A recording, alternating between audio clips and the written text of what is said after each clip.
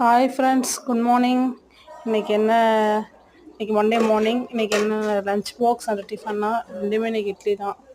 காலையிலையும் இட்லி தான், மதியத்துக்கும் இட்லி தான் தம்பிக்கு இன்றைக்கி. ஸோ காலை இட்லி சாம்பார் வச்சாச்சு. ஈஸி மெத்தடில் சாம்பார்னால் பருப்பு, காய்கறி, தக்காளி எல்லாத்தையும் ஒன்றா வேக வச்சு கடைஞ்சி எடுத்துகிட்டு கடைசியாக வந்துட்டு எண்ணெய், கடுகு, சீரகம், கருவேப்பிலை, வெங்காயம் மட்டும் போட்டு தாளிச்சிட்டு சாம்பாரில் போட்டு கொஞ்சம் சாம்பார் பொடி போட்டு கொதிக்க வச்சுட்டா ஈஸி சாம்பார் ரெடி.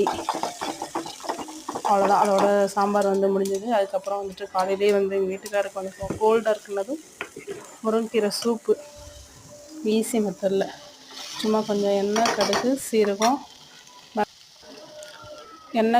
மிளகு, சீரகம், பூண்டு, சின்ன வெங்காயம், தக்காளி போட்டு நல்லா வணக்கிட்டு வேணுங்கிற அளவுக்கு தண்ணி ஊற்றிட்டு மஞ்சத்தூள், உப்பு போட்டு கொதிக்க வச்சுட்டு உருவன கீரையை போட்டு கொதிக்க வச்சு எடுத்துட்டா கீரை சூப்பு ரெடி.